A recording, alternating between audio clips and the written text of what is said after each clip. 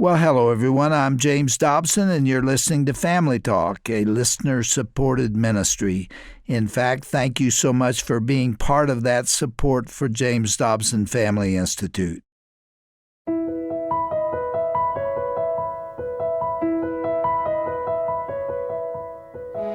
Nothing gets a mother's blood pumping faster than just seeing all of the negative cultural influences that are attacking the innocence of her children. Once those influences are identified, any mom will spring into action to defend her kids, and with good reason. That is how God designed parents to react when they sense their child is in danger. And it's true. Whether we realize it or not, modern society can pose a serious threat to the purity and morality of our children and teens. But there's good news. With some discipline and knowledge, parents can not only protect their kids, but also equip them with the tools they need to recognize and avoid the more negative aspects of this culture. Welcome to Family Talk with your host, psychologist and best-selling author, Dr. James Dobson. Joining Dr. Dobson in studio today is Rebecca Hagelin, a woman who really has her finger on the pulse of what is happening in the culture regarding children and teens. Her research led her to write the book, 30 Ways in 30 Days to Save Your Family. Rebecca is the former Vice President of Marketing and Communications for the Heritage Foundation in Washington, D.C.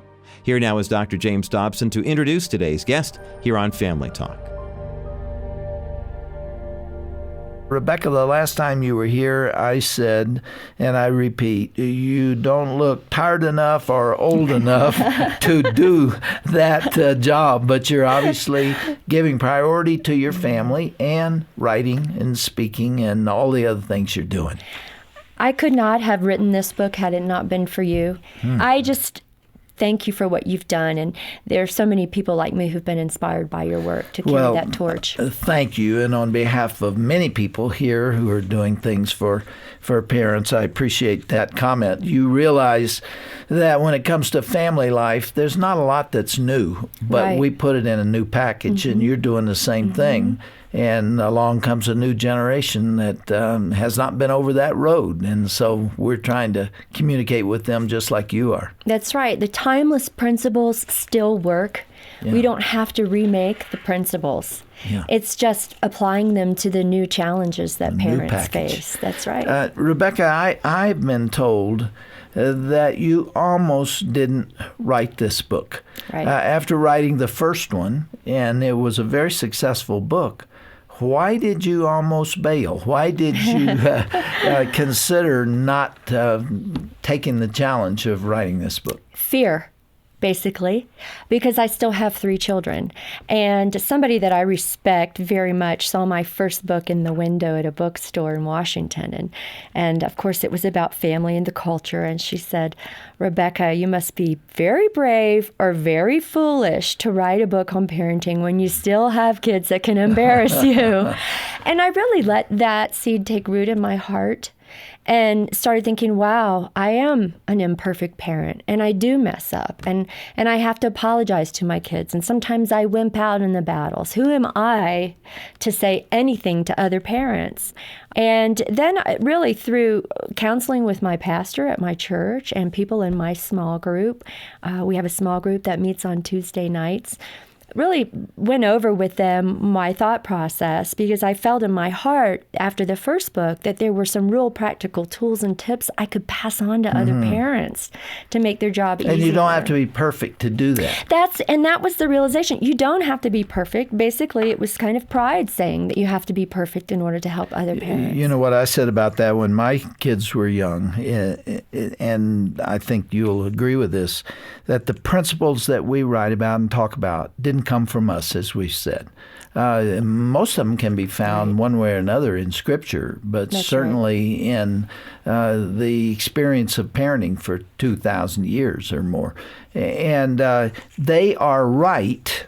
Those principles, especially those that come from God's Word, they are right whether or not I'm able to implement them or not. If my kids, didn't follow the teaching at all, and thankfully they love the Lord and they're working in His kingdom, but even if I failed, the principles are right and ought to be studied. That's right. And I came to the conclusion, because I felt God was leading me to write this book, it would really be immoral not to pass on what I've learned, what I've heard from other parents, and again, those timeless values that we've both referenced, to a new generation of parents who really are struggling and who are looking for affirmation and some guidance. And that is true of millions of parents who are out there, where they are overwhelmed by the pressures of this culture, the pace of living, especially now with economic difficulties and so on. Everybody's working longer and harder or not working at all, and that's a new set of problems. And they're looking for answers. I find that they're cut off frequently from their parents, and they're kind of making it up as they go along, and many of them are just lost. That's right, and there's no need to make it up. What I did was traveled around the country for 4 years after my first book, and I would speak to parents groups and church groups and school groups, and at the end of every speech about the culture challenges, I always opened it up for questions from parents. And then I started seeing a pattern of desperation from parents and pretty much the same questions over and over. So I took those, I came up with the top parenting challenges, and then went to work on researching what the solutions were. And that's what gave birth to 30 Ways in 30 Days to Save Your Family. And it's actually designed not to be read from cover to cover all at one time. It's designed for somebody to get it, go through the chapters, Wherever and then the need is. Yes, exactly. Zero in on the chapter where you're having a problem. Maybe it's your son is disrespectful. Well, I have a whole chapter on how to dress your son in respect and to build in him a respectful attitude. Or maybe you're having trouble with the internet. I've researched the best internet filters. Or there's a chapter there, how to keep your child safe in online social networking. Well, you're answering all the questions I'm about to ask well, you. good. You take dead aim in this book at the culture.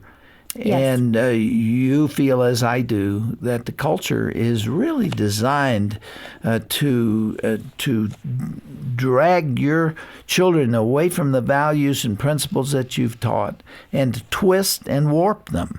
I don't know that that is a conspiracy, but that's the way it plays out. Your first chapter is entitled Daily Battle. It really is a daily battle. If you're too busy to notice, and if you're thinking about other things, that culture will take your kids to hell. I really do believe that, and I think you do too. I do. Commit to the daily battle is the charge that I give parents. And quite simply, it boils down to this.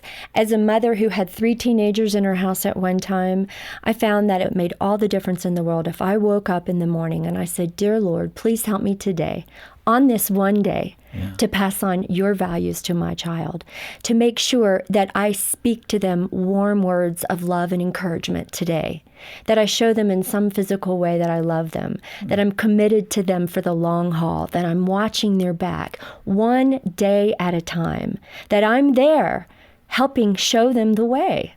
Because that's what we're supposed to do as parents. For those of us that take our Christian beliefs very, very seriously, and who study the Bible and take our values from that word, there is an awesome responsibility that is greater than anything else in living, referring to the fact that the souls of your kids hang in the balance. Yes. Where they spend eternity is, to some degree, your responsibility, especially when they're young and you lay that foundation. And, so many good, godly parents are thinking about something else. And there's nothing more important than that. Absolutely nothing. There's nothing. When we think about all the time we spend in our jobs and our careers and volunteering at good activities, and at the end of the day, we often find ourselves falling exhausted into bed and realizing we never had a meaningful discussion with our own child about their faith. That's when it's time to stop, to get off the train and reevaluate what your priorities should be. I like to call it deliberate parenting. And so I'm really trying to use this book as a springboard into helping parents change their paradigm of parenting. When God hands us a newborn, warm baby, He also gives us an hourglass. and the hourglass is turned upside down, and the sand of our child's lives flows, and you can't stop it. And the next time you turn around, they're walking down that graduation aisle and out your door.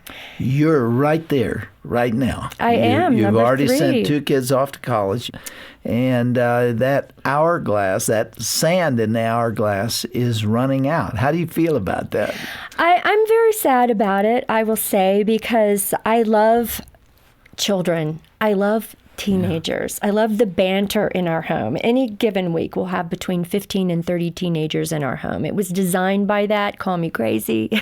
But we just love it. And I love my children as unique individuals that God created them to be. Now, obviously, that's the way God designed it, is that we would build in them this character and a joy for life and a joy for God, so that when they walk out our door, they can fly off. Yeah, you've and done they the can job. do great. You can Yeah. do great things. So I'm a little sad they're leaving, but I want to make sure that I have as few regrets as possible, and want to encourage other parents to have as few regrets as possible, which is another reason for writing the book. As we are talking about the culture and what it'll try to do to you and to your children, you told a story there that I've heard come from other parents, but you put it in some pretty stark terms, having to do with taking your 13-year-old daughter to see a physician. Yes. Tell us about that. I will never forget that day. My daughter, Kristen, was going for a sports physical so she could run track, and we had a female pediatrician. And I had forgotten the sports form they have to fill out. So I said to the pediatrician, may I step out and get a form? And she said, sure. While you're out of the room, that'll be a great time for me to have that private chat with Kristen I have to have anyway. And I said, excuse me? No private chats. I'm here. Everything's fine. You can say anything in front of me that you say to Kristen. Second time around, she said, oh no, it has to be with just Kristen because it's private information and you can't be in the room. And I said, no, I will be here for everything. And then the third time she said it, you have to go because it's private information. She made it sound like it would be illegal for me to stay. And I looked at her and I said, she's a minor, I'm her mother, and I'm staying. Good for you. Well, really, a devastating part of that was the reaction on that doctor's face was one of disbelief that I would actually disobey her. Listen, so obviously, you have the responsibility That's to right. raise this kid. That's She's not exactly- grown. The That's culture right. is loaded with minds that are set to go off when you least expect it. And you got a daughter that is going to be listening to this person with all these credentials and all of this influence, and you're going to turn your back and let her tell and your daughter what to believe? apparently a lot of parents leave. And so what happened next was really astounding because the doctor said to Kristen, okay, I'll have the discussion I would have when your mother was out of the room with you anyway. And she said, you're getting to be an older teenager now, and we have to talk about drugs and alcohol and sex. And she said, drugs and alcohol are easy because you can't do them right now. You're too young. The drugs are illegal and you can't do alcohol till you're 21. So those are easy. And she also mentioned tobacco. But then she said, now you're at the age where girls and boys are going to start experimenting and doing different things with each other, and you have to do what's comfortable for you. And that's where I piped in, and I said, bet you did yes, I pipe in. did. You know what? I don't think she knew who the mama was because I stepped in and said, Kristen knows that sex is only for marriage. And again, I got this look of disbelief on the doctor's face, and she looked at me, and then she looked back at my daughter, and she said, well, that's what some people believe, but you have to do what's right for you. Said it to your daughter. To my daughter in my presence. Did you leave? Oh, well, we did leave and we haven't been back. But what's interesting about that entire conversation, notice it wasn't at all about health issues. It was the doctor passing her worldview onto my daughter. It wasn't about sexually transmitted diseases or pregnancy. It was her worldview about morality. You have to do what's comfortable for you. And that's what's happening in physicians' offices all across the country. And one of the messages of 30 Ways in 30 Days to Save Your Family is this: God gave children to you, mom and dad. Do not give away your power and authority. Practice that power every day, and don't let the professionals tell you otherwise. Rebecca, I can't tell you how strongly I agree with what you just said. But I have a lot of strong Christian physician friends who would argue with both of us. Right. And, this is a matter of privacy, and the teenager should be able to express his or her views and so on. But it's wrong. It's wrong. It's wrong because you're trying to protect that child from just that advice frequently. And we work so hard to do that at our home, to have it undermined when you think you're in a safe place like a doctor's office. Of course, on the way home that day, the conversation with my daughter was very interesting. I was about flying out the window as I was driving down the road. And Kristen said, "Mom, calm down. I understand." And I said, "No, do you really understand that the culture today is intentionally trying to drive a wedge between you and me? They are intentionally trying to do that in this culture. And I will not let that happen, because I'm going to be watching your back every day of your life as long as there's breath in me. Even when you're grown, I'm still going to be your mom. And if anything bad should happen to you, it's not going to be that doctor that comes over at 3 o'clock in the morning to help you. It's going to be me or your father. And I just want you to understand that God gave you to your father and to me. And it's our God-given right and responsibility. And we love you enough to do that every day." And we ended up having a special bonding moment. Now, Rebecca, you can control that situation with the physician you're paying and that you took your daughter to see. But it is not unlike what happens in school, Yes. where you turn your kids over to a sex ed teacher who may have vastly different values and attitudes and recommendations than you would want said. What do you do there? Well, it's the same thing. That's right. Funny you should ask. I actually have a chapter called Direct Your Child's Education. And this chapter goes into what I call parent-directed education. And that is whether or not your kids are private schooled, public schooled, or homeschooled, is that you as the parent are the one that's ultimately responsible for what they're learning. And children are not from cookie cutters. My 3 children are so different from each other, and they have different needs in their lives at different times in their lives. They have different strengths.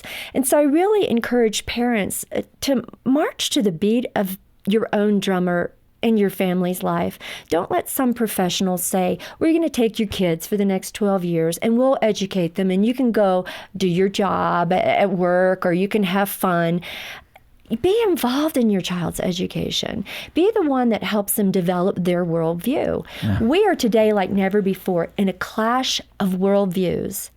And the prize is our children. That's the prize.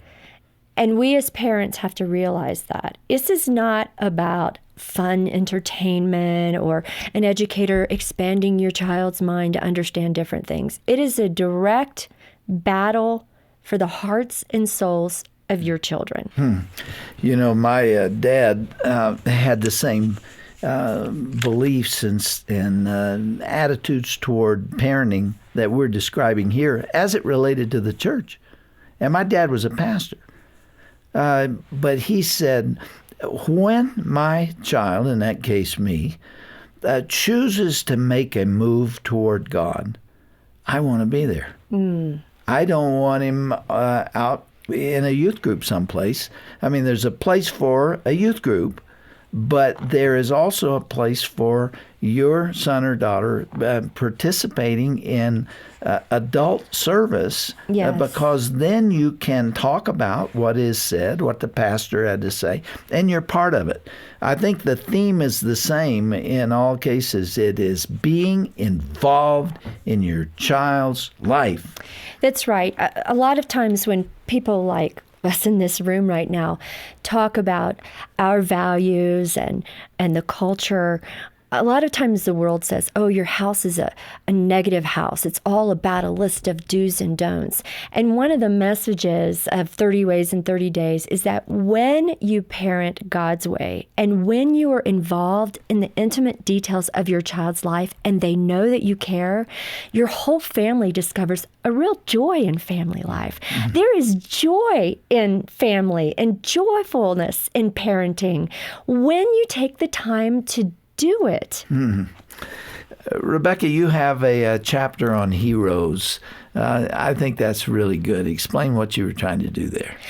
Well, in today's culture, our children are taught that heroes are people who are great athletes or rock stars, and they get very confused about somebody who might be well accomplished in their field with who a true hero is.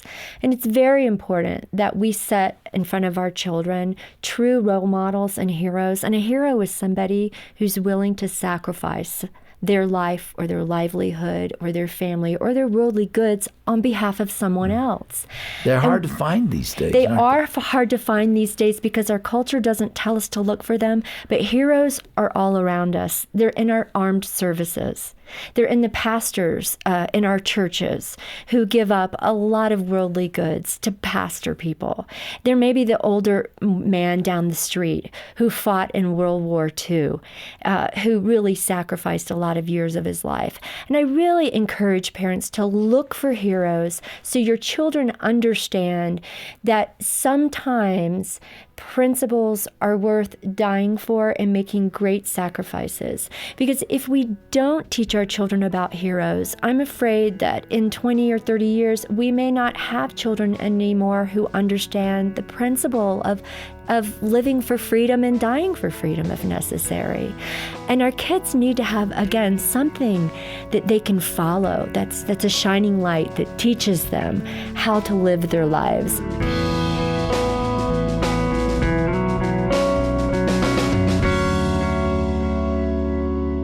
Some solid advice from author Rebecca Hagelin on today's edition of Dr. James Dobson's Family Talk, discussing how to help our children find heroes and other positive role models to look up to. Protecting your child in a dark culture has been our theme today. We have reached the midpoint of this conversation, so be sure you are with us again next time for the conclusion of this informative discussion. Remember that if you would like to share this program with a friend, perhaps a fellow parent who could use some encouragement right now, visit our broadcast page at drjamesdobson.org. You'll find our program archives available to you without cost. It's easy to share this material using social media. Start that process at drjamesdobson.org. Speaking of social media, you'll find several thousand other parents and grandparents discussing today's program on our Facebook page. Get in on the conversation when you go to facebook.com/Dr. James Dobson. Our guest today, Rebecca Hagelin, is the author of the book 30 Ways in 30 Days to Save Your Family. You'll find complete details on how to obtain a copy when you visit our broadcast page at drjamesdobson.org. Finally, this word of thanks for your prayers and ongoing financial support of Dr. James Dobson's Family Talk. This program is completely listener-supported. We rely on God through your tax-deductible financial contributions to help us continue in the work He has called us to, equipping families to stand for righteousness in today's culture by modeling healthy marriages and by modeling healthy parent-child relationships. You can make your donation securely online when you go to drjamesdobson.org. I'm Roger Marsh. Thanks for listening today. Be sure to join us again next time for the conclusion of our conversation with author Rebecca Hagelin, discussing tips for protecting your child in a dark culture. That's on the next edition of Dr. James Dobson's Family Talk.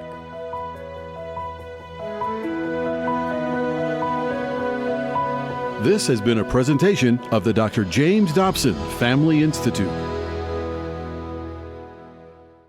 Here's Dr. James Dobson with Family Talk. Have you noticed that laughter is the key to surviving the special stresses of the child-rearing years? It's true. Almost every day I hear from mothers who share the most wonderful stories with me about their kids. One of my favorites came from the mother of 2 small children, and this is what she wrote. Dear Dr. Dobson, a few months ago I was making several phone calls in my family room where my 3-year-old daughter Adrian and my 5-month-old son Nathan were playing quietly. Now Nathan loves Adrian, who's been learning how to mother him gently since the time of his birth. I suddenly realized that the children were no longer in view. Down the hall and around the corner, I found the children playing cheerfully in Adrian's bedroom. Relieved and upset, I shouted, "Adrian, you know you're not allowed to carry Nathan. He's too little and you could hurt him if he fell." Startled, she answered, "I didn't, Mommy." Well, knowing that he couldn't crawl, I suspiciously demanded, "Well, then how'd he get all the way into your room?" Confident of my approval for her obedience, she said with a smile, "I rolled him." The kid's a little dizzy, but he's okay. Parents like this mother of Adrian and Nathan, who can see the delightful side of children, also tend to cope better with the difficulties. I hope you'll never, never get too busy to smile. Hear more at drjamesdobson.org. Hi everyone, Dr. Tim Clinton here. When you think about your family and where they'll be when you're no longer living, are you worried? Are you confident? You hopeful? What kind of a legacy are you leaving for your children and their children right now? Here at Family Talk, we're committed to helping you understand the legacy that you're leaving your family. Join us today at drjamesdobson.org. You're going to find helpful insights, tips, and advice from Dr. Dobson himself. And remember, your legacy matters.